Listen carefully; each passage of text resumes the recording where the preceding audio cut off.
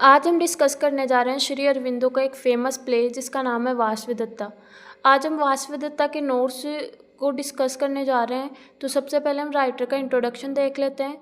श्री अरविंदो का बर्थ कलकत्ता में हुआ था 15 अगस्त 1872 में। ये ग्रेट इंडियन फिलोसोफर थे, स्पिरिचुअल लीडर थे और एक फ्रीडम फाइटर थे।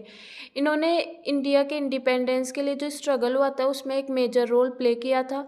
इनके फादर चाहते थे कि ये वेस्टर्न एजुकेशन रिसीव करे, इसलिए इनको 7 साल की उम्र में इनके फादर ने इंग्लैंड भेज दिया था। इन्होंने इंग्लिश, ग्रीक, लैटिन और फ्रेंच लैंग्वेज पे मास्टरी हासिल कर ली थी।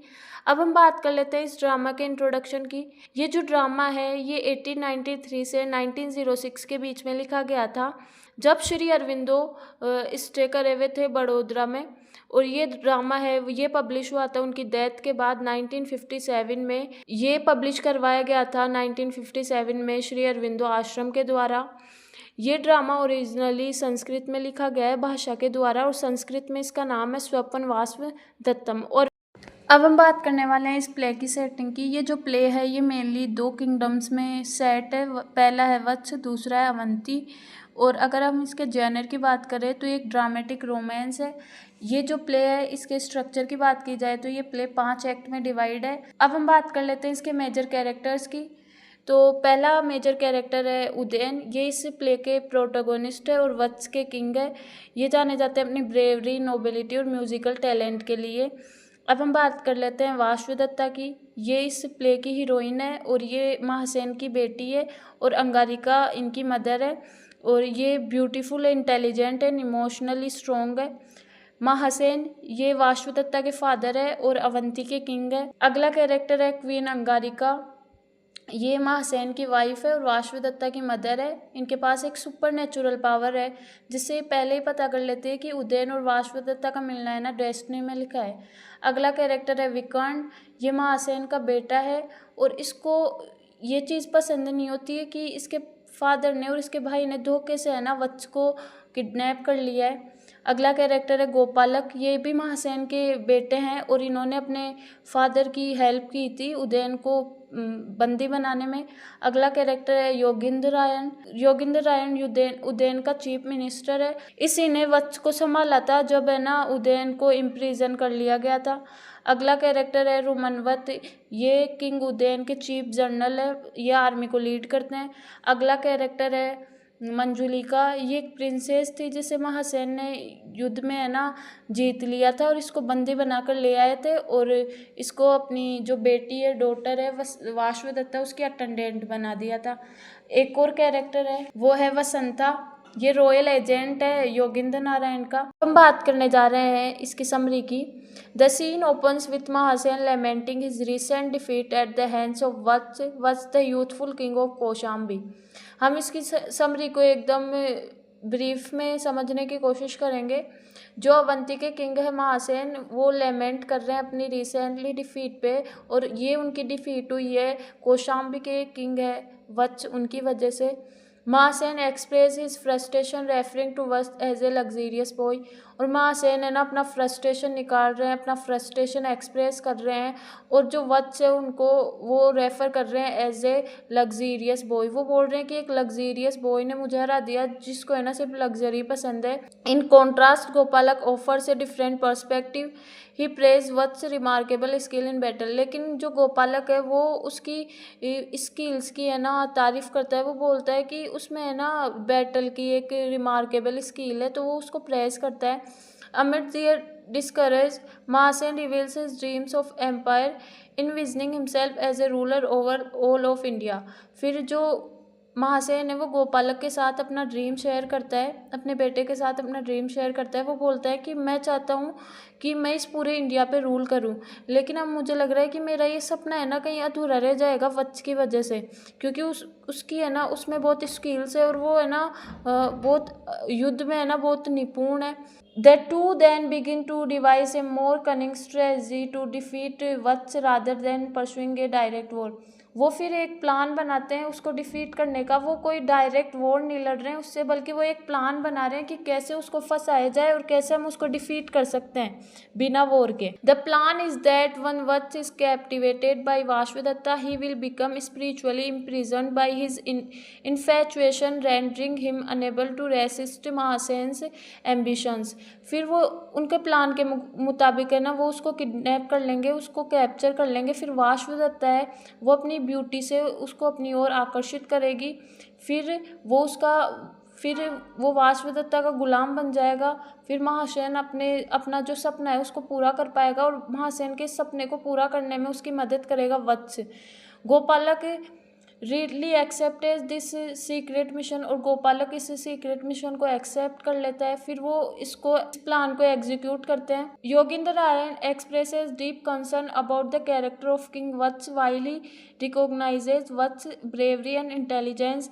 He fears that the young king, penchant for pleasure such as wine, song, and dance, winging his peaceful days, may undermine his potential for greatness. फिर जो योगेंद्र नारायण है वो है ना कंसर्न व्यक्त करते हैं वत्स के प्रति, क्योंकि वत्स है ना वो हमेशा प्लेजर में खोए रहते थे। तो उनको इस बात का डर था कि ये हमेशा प्लेजर में खोए रहते हैं, तो ये है ना अपने राज्य की तरफ, अपने किंगडम की तरफ है ना इतना ध्यान नहीं दे रहे हैं, बल्कि प्लेजर में खोए हुए हैं। तो ये चिंता उनको खाई जाती है योगेंद्र नारायण को। He believes that Vashudatta, the golden princess of Avanti, is the only woman worthy of this noble task. Yogendra Narayan का मानना था कि सिर्फ वासुदत्ता ही एक ऐसी प्रिंसेस है जो उनके इस बिहेवियर को चेंज कर सकती है, जो इनमें चेंजेस ला सकती है। मतलब ये अगर वासुदत्ता इनकी लाइफ में आ जाएगी ना तो ये जो प्लेजर में ही खोए रहते हैं ना ऐसा बिल्कुल भी नहीं होगा। ये उनके आने के बाद है ना अपने किंगडम की तरफ भी ध्यान देंगे, ऐसा योगेंद्र नारायण का मानना था। जो मनवत है ना इस पे ऑब्जेक्शन उठाते हैं, वो बोलते हैं कि दो किंगडम्स जो एक दूसरे के दुश्मन है वो कभी एक कैसे हो सकते हैं। फिर उसी मूवमेंट पे है ना वत्स है ना उस रूम में एंटर कर जाते हैं और वो उनके हाथ में एक फ्लावर होता है। फिर वो उस रूम में एंटर कर जाते हैं। फिर जो योगेंद्र नारायण है ना उनको है ना वासुदत्ता के बारे में बताते हैं। फिर वो है ना मतलब फिर वो उस बात को अटेंशन देने लगते हैं वत्स। पहले तो वो योगेंद्र नारायण की बात नहीं सुनते, योगेंद्र नारायण को बोलते हैं कि आपको अपने राज्य की तरफ ध्यान देना चाहिए ऐसे वैसे, लेकिन वो इस बात की तरफ ध्यान नहीं देते हैं। लेकिन जैसे ही वो वासुदत्ता की बात स्टार्ट करते हैं ना फिर वो योगेंद्र नारायण की बात की तरफ ध्यान देने लगते हैं। लेकिन तभी एक सडन अनाउंसमेंट होती है। A sudden announcement interrupts their exchange. A mysterious visitor, Gopalak, arrives disguised as an exile, claiming to have been banished by his father. Vats, known for his generous heart, warmly welcomes Gopalak. फिर एक mysterious visitor आता है जो गोपालक होता है। फिर वो बोलता है कि मेरे फादर ने ना मुझे बैनिश कर दिया है, मुझे अपने किंगडम से निकाल दिया है।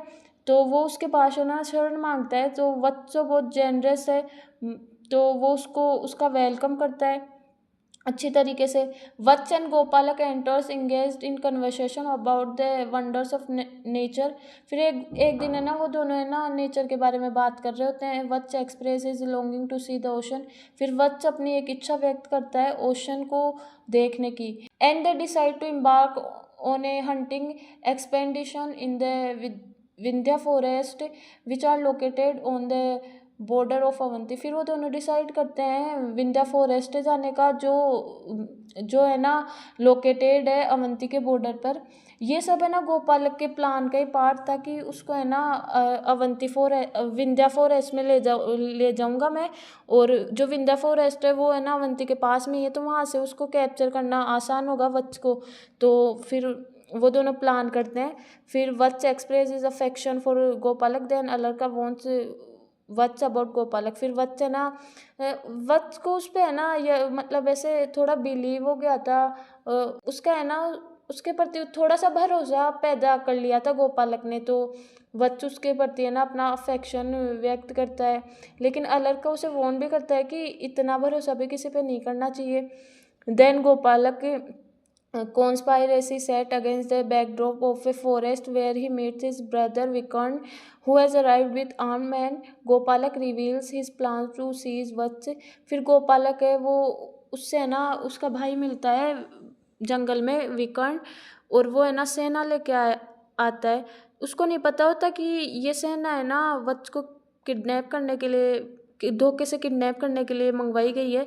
फिर गोपालक उसको पूरा प्लान बनाता है, लेकिन वो है ना इससे खुश नहीं होता है। उसको लगता है कि किसी भी है ना नोबल किंग को है ना ऐसे है ना कैप्चर नहीं करना चाहिए, उससे हमेशा वॉर में ही लड़ना चाहिए। Meanwhile Vatsa arrives in the forest with Vasanta and Alarka. फिर है ना जो वत्स होता है वो फॉरेस्ट में आता है वसंता और अलर्का के साथ, लेकिन उनका जो रथ होता है वो है ना टूट जाता है।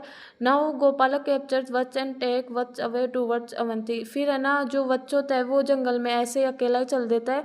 फिर है ना वत्स है ना फिर जो गोपालक है उसको कैप्चर कर लेता है और उसको है ना अवंती ले जाता है, मतलब अपने राज्य में ले जाता है।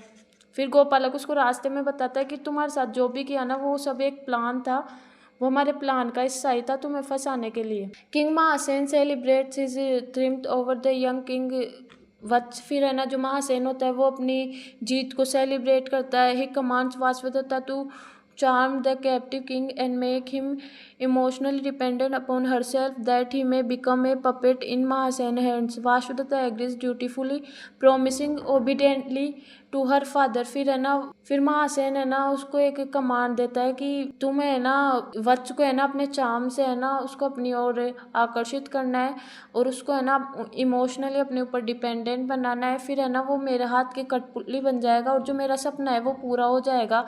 फिर वो है ना अपने फादर की बात को एक्सेप्ट कर लेती है। First time when Vatsa is brought before her, she tries to maintain her royal pride and authority, but gradually they both are falls in love with each other. First time तो है ना जब वत्स को है ना उसके सामने लाया जाता है ना, तो जो वासवदत्ता होती है ना वो अपना रॉयल प्राइड है ना मेंटेन करने की कोशिश करती है, लेकिन वो बाद में धीरे धीरे है ना वो दोनों एक दूसरे से प्यार करने लग जाते हैं। वासवदत्ता फिर अपनी ड्यूटी और अपने इमोशंस के बीच में फंस जाती है, लेकिन वो अपने इमोशंस को चुनती है। Soon Vasanta, disguised as an hunchback, enters, who was sent by Yogindra Narayan to aid Vats. He informs Vats that the people of Koshambi are restless and demands his return. फिर है ना Vasanta disguised होके आता है और वत्स को बोलता है कि मुझे योगिंद्र नारायण ने भेजा है, जो कौशाम्बी की जनता है ना वो तुम्हें वापस चाहती है, वो चाहती है कि तुम है ना अब कौशाम्बी में वापस आओ। फिर Vatsa instruct Vasanta to tell Yogindra Narayan to hold his army ready near the borders with Manjulika help they devise a plan for Vatsa and Vasavadatta to escape through the pleasure garden during a moon night when her brothers drunk. फिर है ना वत्स उसको instruct करता है, उसको एक instruction देता है कि योगिंद्र नारायण को बोल दो कि बॉर्डर्स पे है ना कौशाम्बी के बॉर्डर पे है ना सेना तैनात कर दे। फिर वो मंजुलिका के साथ एक प्लान बनाता है वहाँ से जाने का, मून नाइट में वहाँ से भागने का वो प्लान बनाते हैं प्लेजर गार्डन से। फिर वो एक प्लान बनाते हैं कि हम है ना यहाँ से रात को निकलेंगे, जो प्लेजर गार्डन है ना हम वहाँ से निकलेंगे जब है ना सब लोग सो जाएंगे ना, और जब है ना सब लोग ड्रंक हो जाएंगे ना पूरी तरीके से, तब हम यहाँ से निकलेंगे। The setting shift to the moon night pleasure garden where Vikarna Vatsa Vasavadatta and other are gathered. फिर हम देखते हैं कि रात को सब लोग है ना विकर्ण वत्स एंड वासवदत्ता मंजुलिका सब लोग एक जगह गैदर्ड हो जाते हैं प्लेजर गार्डन में। The lovers finally escape through the southern gate as a moon lit night guides their flight. फिर है ना वो दोनों एक गेट से है ना चले जाते हैं, वहाँ से भाग जाते हैं। At first the Mahasen was very angry to see Vasavadatta empty chamber, but in the end he accept their love. पहले तो है ना महासेन उस वासवदत्ता के चैम्बर को खाली देख के बहुत गुस्सा हो जाते हैं, लेकिन बाद में वो दोनों फिर बाद में है ना वो उनके प्यार को एक्सेप्ट कर लेते हैं और गोपालक ये संदेश लेके जाता है, शांति का संदेश लेके जाता है दोनों किंगडम्स के बीच, और बोलता है कि महासेन ने ना तुम दोनों को एक्सेप्ट कर लिया है। इस तरह इसकी समरी का एंड होता है। अब हम बात कर लेते हैं वासवदत्ता, महासेन और जो वत्स है इसके कैरेक्टर स्केच की, क्योंकि 10 नंबर के क्वेश्चन में 20 नंबर के क्वेश्चन में इससे क्वेश्चन आ सकता है, तो हमें इसके पॉइंट्स ज़रूर पता होने चाहिए ताकि हमें एग्जाम में लिख सके। तो पहले हम वासवदत्ता के कैरेक्टर स्केच को देख लेते हैं। तो पहला पॉइंट है, मैं आपको सिर्फ पॉइंट्स बताऊंगी जिनको आप डिस्क्राइब करके लिख सकते हो एग्ज़ाम में। ए ब्यूटी विथ ब्रेन, की जो वाशुदत्ता थी वो बहुत ब्यूटीफुल भी थी, लेकिन उसके साथ ब्यूटीफुल के साथ साथ वो बहुत इंटेलिजेंट भी थी। उसके अंदर दिमाग भी था, ऐसे नहीं था सिर्फ ब्यूटीफुल ही थी, उसमें दिमाग भी था। अगला है प्रिंसेस ऑफ द अवंती। जो वाशुदत्ता है वो प्रिंसेस थी अवंती की, हीरोइन ऑफ द प्ले, और इस प्ले की हीरोइन भी थी। तो ये 3 पॉइंट्स हो गए हैं। अगला पॉइंट है चूज हर्ट ओवर ड्यूटी। कि जो वाशुदत्ता है उसमें एक क्वालिटी थी कि उसने अपनी ड्यूटी से ज़्यादा है ना अपने इमोशंस को, अपने हर्ट को इम्पोर्टेंस दी थी। तो इसको है ना आप अच्छे से डिस्क्राइब करके लिख सकते हो। अगला पॉइंट है द ओबीडियंट डॉटर। इसके अंदर आप लिख सकते हो कि वाशुदत्ता को उसके फादर ने है ना स्टार्टिंग में बोला था कि तुम्हें है ना इसको अपने चार्म में फंसाना है वत्स को, तो बिना किसी क्वेश्चन के है ना उसने अपने फादर की बात को एक्सेप्ट कर लिया था, उसने कोई भी क्वेश्चन नहीं किया। तो ऐसे हम बोल सकते हैं कि वो एक ओबीडियंट डॉटर थी। अगला पॉइंट है लॉयल टूवर्ड्स लव। ये पॉइंट भी बहुत इंपॉर्टेंट है कि जो वाशुदत्ता है वो अपने प्यार के प्रति बहुत लॉयल थी। उसने है ना उदयन को धोखा नहीं दिया, उसने है ना कुछ भी ऐसा नहीं किया जिससे उदयन को है ना हानि पहुँचे। उसने है ना वो किसी भी है ना पॉलिटिकल पावर के लिए ना उसके साथ प्यार का गेम नहीं खेल रही थी। तो लॉयल टूवर्ड्स लव। अगला है रॉयल प्राइड एंड डिग्निटी। जो वाशुदत्ता है उसके बिहेवियर में हमें रॉयल प्राइड देखने को मिलता है, क्योंकि वो एक प्रिंसेस थी और उसकी अपब्रिंगिंग ही ऐसी हुई थी कि उसके बिहेवियर में हमें डिग्निटी और रॉयल प्राइड देखने को मिलता है। अगला पॉइंट है ट्रांसफॉर्म बाय लव। की जो वाशुदत्ता है वो ट्रांसफॉर्म हो गई थी लव की वजह से, क्योंकि पहले उसका बिहेवियर है ना एरोगेंस वाला दिखाया गया है, प्राइड और एरोगेंट सा दिखाया गया है, डिग्निटी वाला दिखाया गया है, लेकिन बाद में उसका वो पूरा बिहेवियर चेंज हो गया था। जब इस बात से ये शो होता है कि जब है ना कोई वीमेन है ना प्यार में होती है तो वो अपने आप को पूरी तरीके से चेंज कर लेती है। अगला है करेज। वाशुदत्ता में ये क्वालिटी हमें मेनली देखने को मिलती है, क्योंकि courage to face her true feelings, क्योंकि उसमें इतना करेज था कि वो अपनी ट्रू जो फीलिंग्स थी ना उसके मन की उनका वो सामना कर पाई नहीं। वो एक ऐसे भी कर सकती थी नहीं कि मुझे मेरे फादर ने बोला है मुझे तो यही करना है, लेकिन उसमें इतना करेज था कि उसने अपनी ट्रू फीलिंग्स को है ना फेस किया। Courage to face inner conflict. उसके अंदर इतना करेज था कि उसने अपने इनर कॉन्फ्लिक्ट का सामना किया। Courage to disobey her father. उसने है ना अपने फादर की बात नहीं मान के अपने दिल की बात मानी, उसके अंदर इतना करेज था। Courage to leave everything behind. उसने अपना किंगडम छोड़ दिया था अपने प्यार के लिए, उसके अंदर इतना करेज था। अगला पॉइंट है she is honest with her self about her emotions. वो अपने इमोशंस के प्रति बहुत ऑनेस्ट थी अपने साथ। अगला है सिंबल ऑफ लव्स पावर। की वो लव की सिंबल है। अगला है द अवेकनिंग सोल। वाशुदत्ता है हम देख सकते हैं कि उसका पूरा बिहेवियर चेंज हो गया था जब वह ना वो वत्स से मिली, तो उसकी है ना सोल अवेकनिंग हो गई थी, उसकी सोल की अवेकनिंग हो गई थी।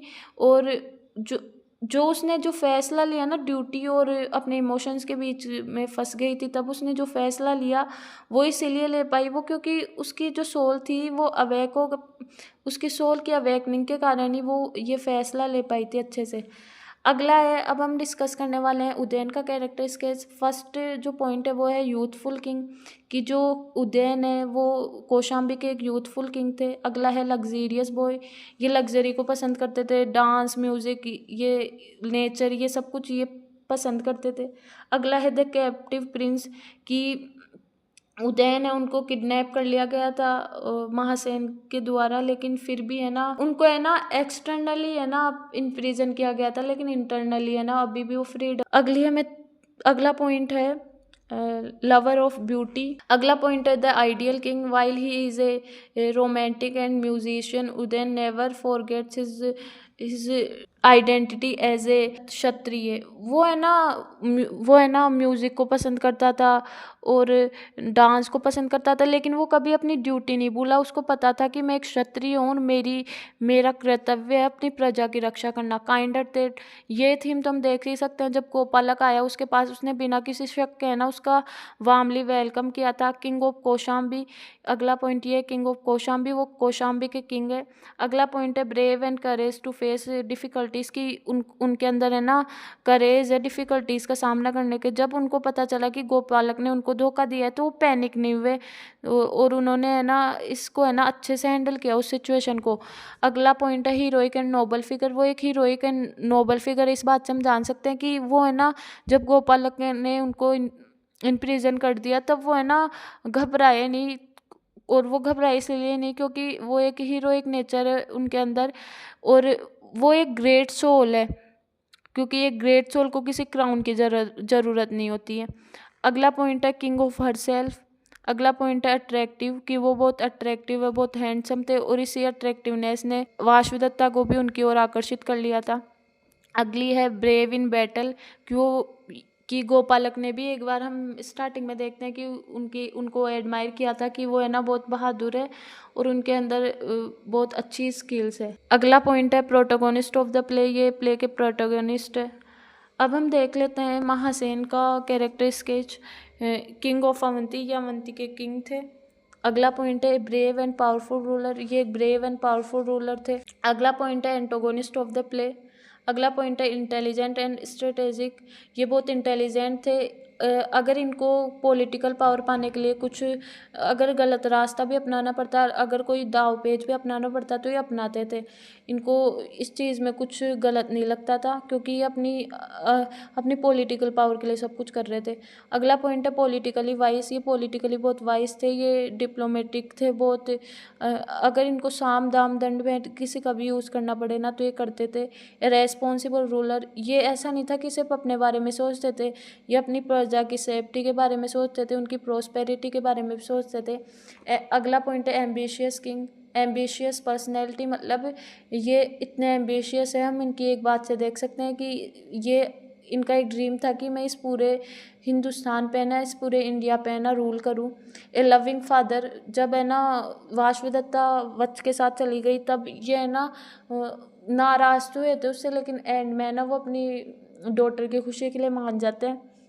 बैलेंस पर्सनैलिटी, ये भी उनकी एक हम बोल सकते हैं क्वालिटी है कि वो स्ट्रिक्ट भी देखने को मिले तो हमें काइंडनेस भी देखने को मिली उनकी। दोनों हमें उनके दोनों रूप देखने को मिले। एक सिक्के के दो पहलू होते हैं, उसी प्रकार महासेन के भी दो पहलू थे। एक तो हमें उनका स्ट्रिक्ट बिहेवियर देखने को मिला, तो दूसरी तरफ उनकी काइंडनेस देखने को मिली हमें। इस तरह उनका बैलेंस बिहेवियर भी, बैलेंस पर्सनैलिटी भी एक पॉइंट है उनके कैरेक्टर स्केच में, हम इसको ऐड कर सकते हैं। अगला पॉइंट है सेल्फ कॉन्फिडेंट लीडर, की उनको अपने ऊपर बहुत भरोसा था। वो मतलब हम इस बात से समझ सकते हैं कि उनका मानना था, उनका एक ड्रीम था कि मैं इस पूरे इंडिया पे रूल करूँ। तो अगर कोई ऐसा सोच रहा है तो वो एक सेल्फ कॉन्फिडेंट पर्सन ही है। अगला है डिप्लोमेटिक नेचर, उनका डिप्लोमेटिक नेचर था, वो अपनी पॉलिटिकल पावर के लिए सब कुछ करना चाहते थे, उनको कुछ सही गलत नहीं लगता था। अगला पॉइंट है फार-साइटेड पर्सनैलिटी, की वो एक ऐसी पर्सनैलिटी थे जो अगर वो कोई भी डिसीजन ले रहे हैं तो उसका पूरा कॉन्सिक्वेंस देखेंगे कि इसका फ्यूचर में मुझे क्या कॉन्सिक्वेंस होगा। अब हम बात कर लेते हैं इसकी मेजर थीम की। तो पहली थीम है ट्रिम्प ऑफ लव, कि प्यार की जीत होती है। ये थीम हम सब लोग अच्छे से देख सकते हैं कि कैसे लास्ट में प्यार की जीत हो जाती है। Love as a transformative power. The central theme of the play is the transformative power of love. In the beginning, Vashvatata was ordered to enslave the captive king Vats through her charm, but it gradually turns into a story of genuine love that changed both characters. ये एक most important theme है इस play की। पहले हम beginning में देखते हैं वासुदत्ता है ना मतलब उसको ऑर्डर देती है और एक प्राइड दिखाती है उसके सामने, खुद को सुपीरियर फील करती है, लेकिन बाद में है ना उसका बिहेवियर उसके प्रति चेंज हो जाता है और वो दोनों एक दूसरे से प्यार करने लग जाते हैं। अगली थीम है conflict between duty and emotion. ये थीम हमें देखने को मिलती है कि जो वासुदत्ता है वो अपनी ड्यूटी और इमोशंस के बीच में फंस जाती है, लेकिन है ना बाद में वो अपने इमोशंस को चूज़ करती है, वो ड्यूटी को चूज़ नहीं करती है। अगली थीम है pride converts into humanity. The theme of pride and humanity is vividly explored through the transformation of Vashvadatta at the beginning of the play. She embodies royal pride, beauty and self-confidence. However, when confronted with the noble and calm dignity of the captive king, her arrogance begins to crumble. Love makes the humble tender and spiritual awakened. जब है ना पहले हम वासुदेवता को देखते हैं एक pride, beautiful और सेल्फ कॉन्फिडेंट विमेन के रूप में, लेकिन जब बाद में है ना वो वत्स से मिलती है ना, तो वो है ना पूरी तरीके से चेंज हो जाती है, वो हम्बल बन जाती है, और जो उसके उसके अंदर है ना एक स्पिरिचुअल अवेकनिंग हमें देखने को मिलती है जब वो उससे मिलती है। पहले तो वो अपनी ड्यूटी को चूज़ करती है, लेकिन जब वो उससे मिलती है ना, तब उसके अंदर एक स्पिरिचुअल अवेकनिंग होती है, और फिर वो अपने इमोशंस को पहचानने लगती है, और वो फिर अपने इमोशन को चुनती है। तो प्राइड कन्वर्ट्स इनटू ह्यूमैनिटी, ये थीम भी बहुत इंपॉर्टेंट है इसके अंदर। अगली थीम हम देख लेते हैं, triumph of the soul over political power. ये थीम तो बहुत इम्पोर्टेंट है कि जो प्यार है उसकी जीत हुई थी पॉलिटिकल पावर पे। अगली थीम है फेमिनाइन स्ट्रेंथ एंड स्पिरिचुअलिटी। अगली थीम है इम्पोर्टेंस ऑफ फॉरगिवनेस। लास्ट में हम देखते हैं कि जो महासेन होते हैं वो इन दोनों को माफ़ कर देते हैं और उनके प्यार को एक्सेप्ट कर लेते हैं, और इस वजह से दोनों जो किंगडम है उनके बीच में शांति स्थापित हो जाती है। अगली थीम है failure of power and cunningness. हम देखते हैं कि इन द एंड में प्यार की जीत होती है और पावर एंड कनिंगनेस की है ना हार हो जाती है। अगली थीम हमें देखने को मिलती है कि जो फ्रीडम होती है वो इंटरनल होती है, कि जब है ना वत्स को है ना बंदी बना लिया गया, तो वो है ना एक्सटर्नली तो है ना इम्प्रिजन थे महासेन के, लेकिन वो इंटरनली है ना फ्री थे। वो उन्होंने है ना अपने आप को है ना कभी भी है ना किसी और को कंट्रोल नहीं करने दिया, वो उनको है ना कोई और कंट्रोल नहीं कर रहा था, इसलिए वो है ना इंटरनली फ्री थे। इसके अंदर एक और थीम देखने को मिलती है लॉयल्टी। इसके अंदर हम देखते हैं कि जो मंजुलिका है वो हमेशा लॉयल रहती है वासुदेवता के प्रति, और जो योगिंद्र नारायण है वो भी है ना वत्स के प्रति हमेशा लॉयल रहते हैं।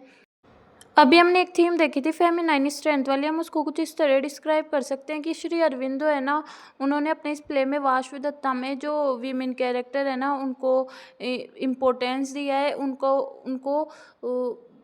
उनको माइनर कैरेक्टर के रूप में डिस्क्राइब नहीं किया है। जैसे हम वासुदेवता को देखते हैं तो वो एक मेन कैरेक्टर के रूप में भूमिका निभाती है, इसमें मंजुलिका भी मेन भूमिका निभाती है, और जो उसकी मदर होती है अंगारिका, ये सब एक मेन भूमिका निभाते हैं। तो इस प्ले में हमें फेमिनाइन स्ट्रेंथ देखने को मिलती है। Thank you so much for watching this video. अगर आपको ये वीडियो पसंद आए तो चैनल को लाइक, शेयर एंड सब्सक्राइब कीजिए, और आप मुझे कमेंट बॉक्स में बताइए कि आगे आपको कौन से पॉइंट्स पे वीडियो चाहिए या कौन से वर्क पे वीडियो चाहिए।